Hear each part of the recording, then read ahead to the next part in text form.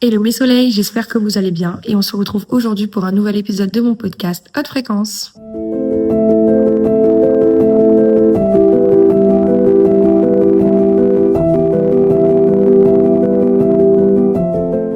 Je suis très heureuse de vous retrouver aujourd'hui dans ce nouvel épisode de ce podcast parce que j'ai fait une pause de 2 semaines. Ça s'est pas vu parce que j'ai quand même posté, parce que j'avais filmé en avance. Mais là, je suis officiellement de retour et je suis très contente de parler avec vous aujourd'hui d'un sujet que je trouve quand même assez important. Donc le sujet, c'est pourquoi j'ai arrêté de plaire à tout le monde. Et j'espère que ce podcast vous plaira et vous inspirera comme moi, il m'inspire. Pendant longtemps, j'ai cru que plus les gens m'aimaient, plus j'avais de la valeur et jusqu'au jour où j'ai compris le prix que ça coûtait. Et ça m'a quand même fait un petit choc. Je vais pas vous mentir et je vais développer ça avec vous aujourd'hui. Alors, faut remettre les choses dans son contexte. Faut pas se mentir, tout le monde veut plaire à tout le monde. Tout le monde veut plaire à la société, tout le monde veut plaire à ses proches, tout le monde veut plaire à tout le monde. C'est une généralité et ça a toujours été comme ça. En tout cas, moi, je l'ai toujours vu comme ça. Et il y a plusieurs raisons de pourquoi on veut plaire aux gens. Donc, il y a les raisons personnelles. Donc, il y a peut-être la peur du rejet, un manque de confiance en soi, un besoin de reconnaissance. Ensuite, il y a aussi l'éducation, parce que faut pas se mentir, dans l'éducation, on nous apprend à plaire aux gens, à être poli. Ça, c'est totalement normal. À respecter autrui et tout ça. Bon, ça, c'est OK. Après, moi, je pars du principe que le respect, il est dans les deux sens. C'est-à-dire que si une personne âgée me manque de respect, je ne vais certainement pas être comme ça. C'est OK. Non, pas du tout. Pas du tout. Je trouve que le respect, c'est dans les deux sens et faut pas oublier ça. Et c'est des choses qu'on oublie souvent. Il y a l'influence extérieure, il y a les réseaux sociaux, la pression sociale. Un exemple tout bête, par exemple quand tu travailles, tu dois séduire le client. Ça c'est pas un mythe, c'est vrai.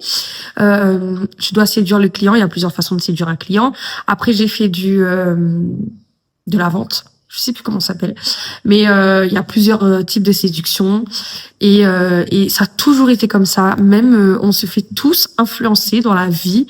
Vous voyez une pub, vous faites influencer. Il y a toujours des promotions, vous êtes influençable. Après tout le monde est comme ça parce que moi, la première, je plonge dedans. Donc voilà. Le plus important pour moi, c'est un exemple personnel, c'est-à-dire s'oublier pour plaire à quelqu'un.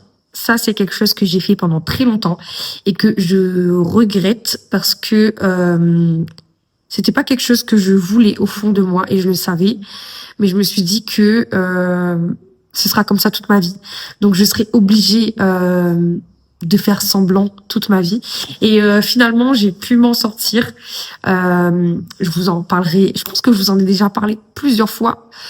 Tous les exemples que j'ai, c'est principalement de mon ancienne relation et principalement de mon ancienne belle-mère. Mais ouais, j'ai longtemps essayé de plaire aux gens et ça m'a pas apporté du bonheur. Au contraire, j'ai plus pleuré et je me suis fait plus du mal comme ça que en pensant à moi. Il y a plusieurs signes qui montrent que vous êtes dans le plaire. Donc je vais vous les citer. Moi c'est quelque chose que j'ai fait, donc je peux vous le dire. Voilà. Alors il y a dire oui alors qu'on veut dire non. Il y a éviter le conflit, donc tout le temps vouloir faire la paix, etc. Moi c'est quelque chose que je fais encore. J'avoue que j'aime pas être trop dans le conflit parce que je trouve que c'est pas très utile dans tous les cas. Chacun avance et c'est bien comme ça.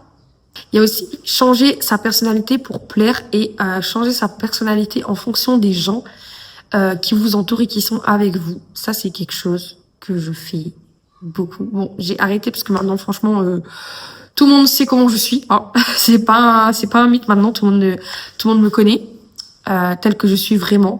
Mais c'est vraiment quelque chose que j'ai longtemps fait avec plusieurs personnes pour rentrer dans le moule. Ça a fait un épisode de podcast, ça.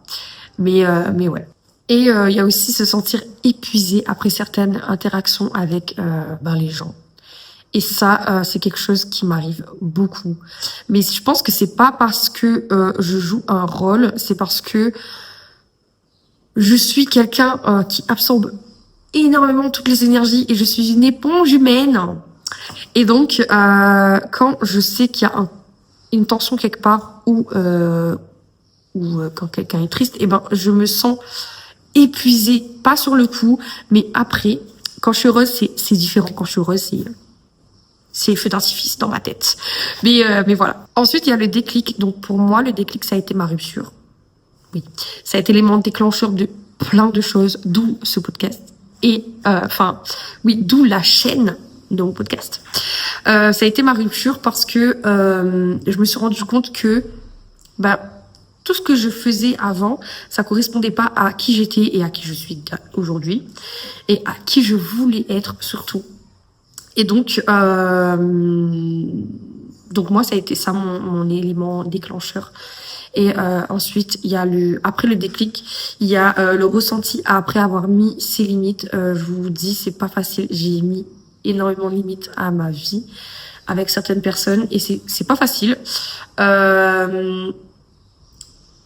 C'est pas non plus une partie de plaisir parce que moi, quand je mets mes limites, je suis extrêmement méchante. Mais je me dois de mettre certaines limites. Donc là, c'est par rapport à mon enfant. Et être méchante ou pas, je m'en fous. En fait, tant que mon enfant est bien et tant que je sais qu'il est heureux et bien entouré, et ben que ça plaise ou non, j'aurai toujours des limites et il y aura toujours des choses à ne pas franchir. Donc à l'heure où je vous parle, on est mardi et jeudi, j'ai rendez-vous au tribunal.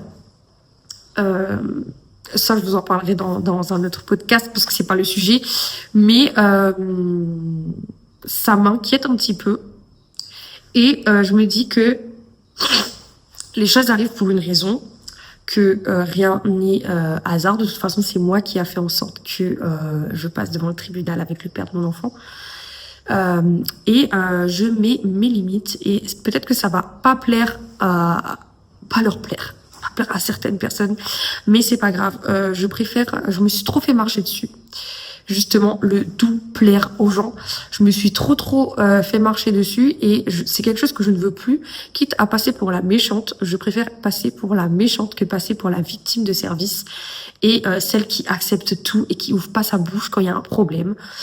Voilà, c'est quelque chose qui a été très compliqué pour moi de changer et je ne suis pas plus fière. Mais voilà. Ce qui a changé depuis que je me suis mis des limites et depuis que j'ai arrêté de plaire aux gens, j'ai des relations beaucoup plus saines. Donc vous faites automatiquement le tri de toutes les personnes qui étaient là par intérêt, qui étaient là pour une facette de votre personnalité. Vous faites le tri et vous avez des relations beaucoup plus saines. Après, je vais pas mentir que c'est très compliqué niveau sentimental, amoureux.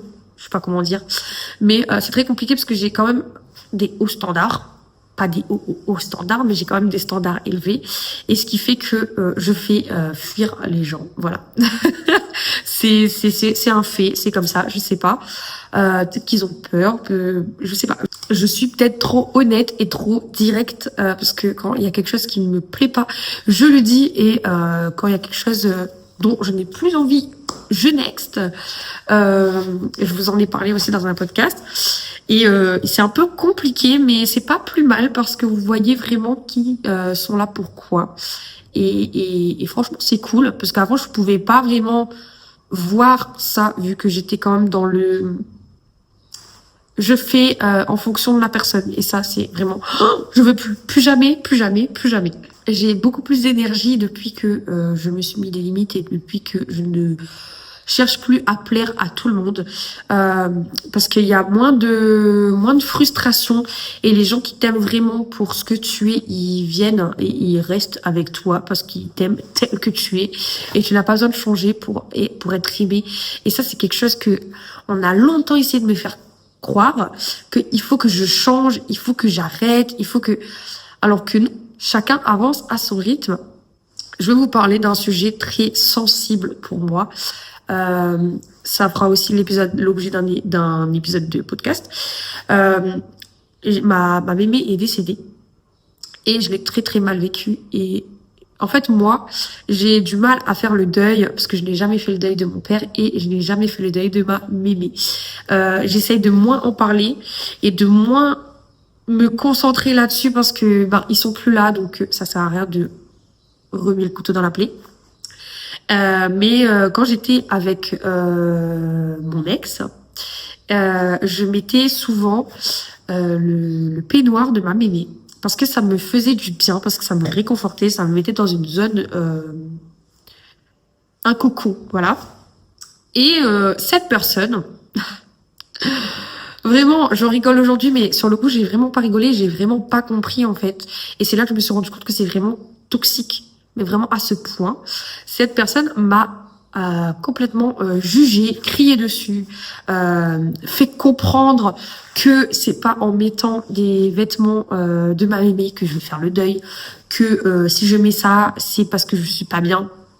Le rapport aucun. À chaque fois que je mets ça, je suis trop mal. Il m'a forcé à mettre son peignoir dans une boîte que je ne touche plus jamais. Chose que je n'ai pas fait, hein. Enfin, je l'ai fait sur le coup parce que j'ai pas compris. Et j'étais très influençable, c'est vrai. Cette personne m'a obligée à mettre le peignoir dans une boîte avec tous les trucs qui me font penser à elle, dans une boîte et à ne plus jamais y toucher, et que si j'y touche, je cite, c'est fini, voilà. Super la manipulation, voilà. Et donc, c'est à ce moment-là que je me suis rendu compte que si la personne m'aime vraiment, elle accepte que je suis mal, elle accepte que c'est quelqu'un qui a compté dans ma vie et elle accepte que le deuil, c'est pas facile pour tout le monde. Chacun vit son deuil différemment, en fait, tout simplement. Donc voilà, petit exemple de ce qui m'a fait aussi le déclic de non, tu m'acceptes. Si tu m'aimes vraiment, tu m'acceptes comme je suis. Et ça, c'est toxique. Voilà, on parlera aussi de la toxicité d'un couple dans un autre podcast, parce que j'avoue que moi aussi, j'ai pas été non plus toute rose, toute blanche. Et voilà. Les conseils que je pourrais vous donner, c'est de dire non sans culpabiliser. Je sais que c'est pas facile parce que moi, c'est quelque chose que j'ai longtemps pris du temps à comprendre. Dire non sans culpabiliser, c'est-à-dire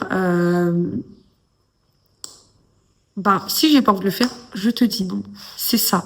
Et c'est pas autrement. Voilà. Donc il y a pas besoin de culpabiliser en fait. Quand vous sentez pas de faire quelque chose, que vous dites non, ne culpabilisez pas, même si la personne en face essaye de vous faire culpabiliser, parce que je sais ce que ça fait. Ne tombez pas dans le piège.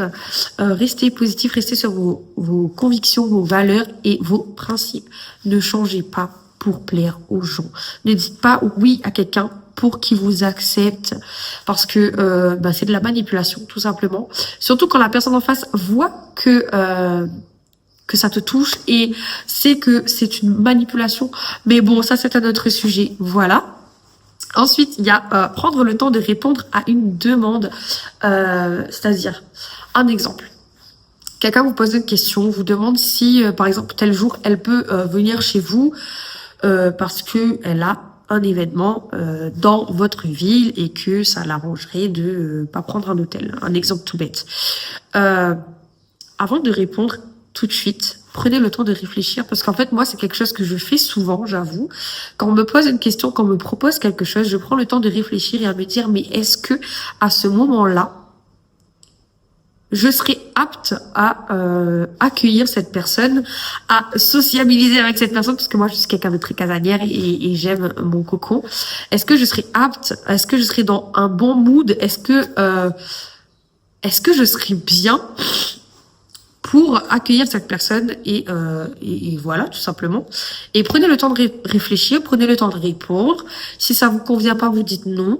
Si en fait, ne faites pas quelque chose que vous voulez pas faire pour plaire aux gens. Je me répète, hein, mais c'est vrai. Si tu veux pas, tu dis non. Si la personne ne comprend pas, c'est pas grave. Tu peux expliquer parce que telle chose, telle manière, mais tu n'as pas à te justifier dans le sens où oui, mais tu sais, non. Tu expliques, tu dis non parce que voilà, si la personne comprend. tant mieux. Si la personne est assez mature pour comprendre. Et si la personne ne comprend pas, c'est pas grave. Peut-être que vous aurez perdu un ami, mais au moins, vous serez pas mis dans le mal pour quelqu'un. Voilà. Après, moi, mes conseils sont pas très bons à suivre, j'avoue. Parce que, en fait, moi, je me prends plus la tête avec personne. Mais vraiment personne. Si ça plaît pas, tant pis, tu pars, c'est pas grave. Voilà. Maintenant, c'est ça ma vision. Et peut-être que vous n'êtes pas dans cette optique-là, et je peux comprendre, mais prenez le temps, essayez de réfléchir à ce que vous voulez, à ce que vous aimez, à ce qui vous correspond. Et à ce moment-là, vous pourrez mettre vos limites. Voilà. Il faut aussi identifier les relations qui vous tirent vers le bas. Donc, comme l'exemple que j'ai donné précédemment, à partir du moment où une personne vous manipule, vous empêche de faire quelque chose qui vous fait du bien, vous empêche quoi que ce soit, ou un truc que vous trouvez ça vraiment très bizarre, arrêtez. Parce que si c'est une relation qui vous tire vers le bas, vous allez prendre du temps à remonter la pente. Je parle en connaissance de cause. Et vous allez peut-être finir par réfléchir comme moi. Tout simplement. Voilà. Je sais pas quoi vous dire d'autre, mais et apprenez à identifier vraiment qui sont là, pourquoi, et qui sont là pour les bonnes raisons ou pas. Parce que c'est vraiment très important. Il faut quand même s'entourer de bonnes personnes. Il faut pas s'entourer de personnes qui sont là par intérêt. Voilà, je trouve plus mes mots. mais voilà. Une phrase que j'aime beaucoup, c'est: tu n'es pas faite pour être aimée de tous, mais pour être respectée par ceux qui comptent. Et ça, il n'y a pas plus vrai. Et il n'y a pas plus sincère comme phrase. Les gens qui tiennent vraiment à toi, ils vont te respecter, peu importe le choix que tu vas faire, peu importe le chemin que tu prends. Ils seront là pour toi parce qu'ils t'aiment. Et si tu essayes de plaire à tout le monde, tu risques de te perdre toi-même. Et ça, c'est vraiment pas ouf. J'avoue, c'est pas ouf. Et pour conclure sur ce petit podcast, je vous dirais que plaire à tout le monde, c'est souvent se trahir soi-même. Et que le jour où tu arrêtes de plaire à tout le monde, tu commences enfin à plaire à la seule personne qui compte vraiment, c'est-à-dire toi. Et il n'y a pas plus vrai comme phrase, il n'y a pas plus beau, parce que moi je trouve ça vraiment très très beau, quand tu apprends à mettre tes limites, quand tu apprends à te faire confiance et à suivre ton instinct, à ne plus écouter vraiment les autres, parce que c'est important quand même de s'écouter. Je vous donne des conseils, oui, mais pensez par vous-même, hein, pensez pas via moi, parce que ça fonctionnera pas. Pensez par vous-même. Écoutez les conseils qu'on vous donne. Vous n'êtes pas obligé de les appliquer, je précise, et c'est très important de le dire. Vous n'êtes pas obligé d'appliquer les conseils que les gens vous donnent, que ce soit vos proches, votre famille, vos amis, bref, tout le monde. Vous n'êtes pas vraiment obligé. Faites-le si vous vous sentez de le faire. C'est très important de s'écouter soi-même avant d'écouter les autres.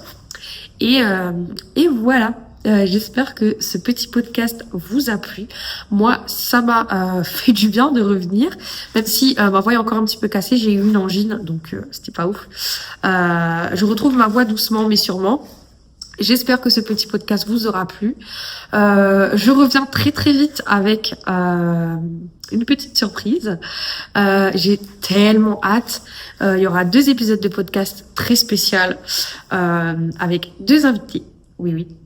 Et j'ai juste hâte de tourner ce podcast. J'ai trop hâte. Et je vous souhaite une très bonne semaine. Prenez soin de vous. Écoutez-vous. Prenez votre avis en compte plus que celle des autres. Et on se retrouve très prochainement. Mardi prochain. Voilà. Pour un nouvel épisode de mon podcast Haute Fréquence. Bisous.